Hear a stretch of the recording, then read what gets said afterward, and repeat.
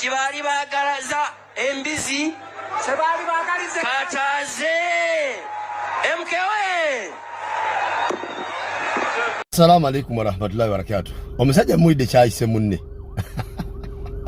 Muche mwayagalize embizi kati ezze. Nibo abantu bano babaaki. Ojjukira ku mukolo gwa Namu taata wawe naye yagenda kwa speech n'agamba mbu I congratulate Mr. Salva Kiir for killing you. Amazima onoonya abantu bano ekintu kye bagukugamu ennyo kyoyinza okugamba nti mu kino bali perfect. Ng'oggyeko obutemu obubbi n'obuli bw'enguzi kiki kyoyinza okuŋŋamba kye bakugukamu ennyo ky'obatendamu nti mu kino basufu kiri luddawa okinoonya nekikola ki nekikubula. Nze newunya n'okwewunya abasajja bano enfuga gye batufuzeemu ebbanga lino lyonna. Amazima njagala mukkirize oba mugaane Katonda yabatuwanga kibonerezo mu ggwanga lyaffe erya Uganda. Tulina okuba tulina ensobi ze twakola nnyingi ne tunyiiza omutonzi n'asalawo kutubonereza mu mbonereza efaanana bw'etyo. Ye mazima okwogera obwogezi tebasobolerako ddala. Bane kino kyewuunyisa. Tuba tukyali awo nga ne musajja gwe bayise embizi nga naye atuusa zetuwa speech.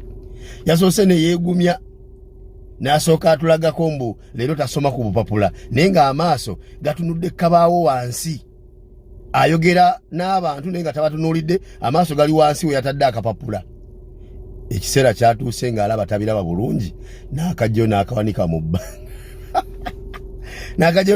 mu bbanga. Naye ng'obunkenke obuli wali ndaba David Kabanda ajja n'anuusamu ne ku nsi ng'atunula yalabe nti omusajja kyasomye kituufu oba nedda. Ng'olaba tatebenkedde. Kabanda olwasayituse Gashumba n'asembera. Bonna balwana kulaba nti speech eveeyo ku luno tubulweko kye tuna abantu babulweko kye banaatwogerako bakulu era byaganye. Speech yaganye. Ekyo kyo temutawaana temukirina kigambo kwogera ekyo kifu. Kuba bw'aba yakulembedde amuyise embizi kati yazzeeko kwogera wabadde osobola agenda kwogera ki. Naye ntwala okwebaza okwenjawulo nga nebaza abantu b'e Masaka. Omulimu gw'omwakoze gwadde gw'amaanyi nnyo. Abasajja bamaze omwezi mulamba nga bamobilizinga omukolo ogwo. Ne bajja bafuna gye baayita chance ne wagwawo Sagaza Mpuuga. Ne bagamba ku luno kiwedde. Ne batambula radio ku radio, TV ku TV, ba ministers, bano bakadeideyi, bano simanyi ba MPs, bonna nga balaga bannanga abantu b'e Masaka babakoze bubi nnyo. Omwana yabayisizaamu amaaso agamba atya ku bakulembeze baffe betuzimbidde ebbanga era ffe tujja twagala banaazaako nnaku. Abantu b'e Masaka bagamba nti tubalinze mujje. Ewiki namba ng'omukolo tegunnatuuka Gashumba ne Balamu ne bagenda bakampinga e Masaka. Ne batambula mudaala ku mudaala, katale ku katale, boda stage ku boda stage, duuka ku duuka, bwe bagaba t-shirt, bwe bavuma Kyagulanyi, bwe bamujerega, bwe balaga ab'e Masaka nti Kyagulanyi mubi kubanga yawummuza Mpuuga olw'emivuyo gye. Ne bagamba ku luno kiwedde. Saawa esembayo nalabye abantu abakuŋŋaanye ng'oyinza okulowooza bali mu kulaba nkoko oba embuzi ezirwana. Ku bantu b'e Masaka nga bwe mbamanyi mu bungi bwabwe.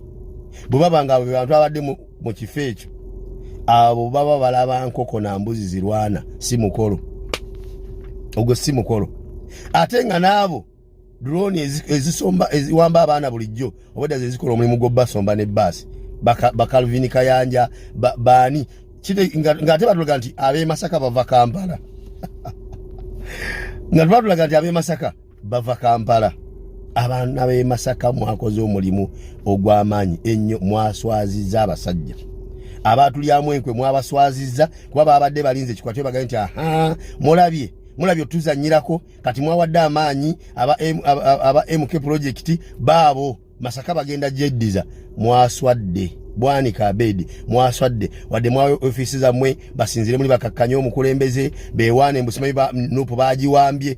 Mwaswadde abaana b'e Masaka baaziza omukolo baganya okgendayo baganya okulinnyayo. Oba okitegeera omukolo nga guliko baminisita b'NRM abayitirivu obungi. Bakasolo baani ba MP aba NRM abayitirivu obungi n'abamu ku bayimbi bemulowooza nga ab'amaanyi mu ggwanga babaddeyo.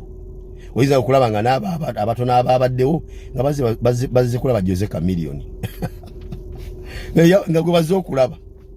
Abaana b'e Masaka mwakikoze, abaana b'e Masaka mwakikoze. Ekira kye nalabye ku mukolo ogwo kye nayizeemu, nalabye Salt TV eya Bugingo ng'akola ekisoboka kyonna okwemalayo nga talina keyerekeddeyo okukavalinga omukolo, okutuusa amawulire ku bantu, okukola buli kimu kyonna. Salt TV yakoze omulimu gw'amaanyi nnyo. Oba kitegeera nga alagira ddala mukulu Bugingo ng'alagira ddala nti waliwo bond ennene ennyo, ekibagatta ekinene ennyo ye n'omwana ne taata.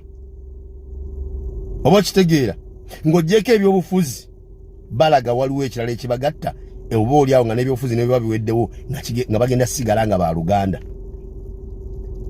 Oba kitegeera nti engeri abasajja gye bamuyirawo omubiri natta omuntu ne batabaawo kye bamukola, ne batamusiba, ne batamuyitwadde ku poliisi okwewozaako, n'aba nga talina musango naye nga ye omuntu yafa n'aziikibwa, naye yabasasuddemu okukavalinga mukolo gwabwe nabakola buli kimu kyonna ekyetaagisa okutambuza propaganda, obulimba na buli kimu, nti omukolo gwali successful.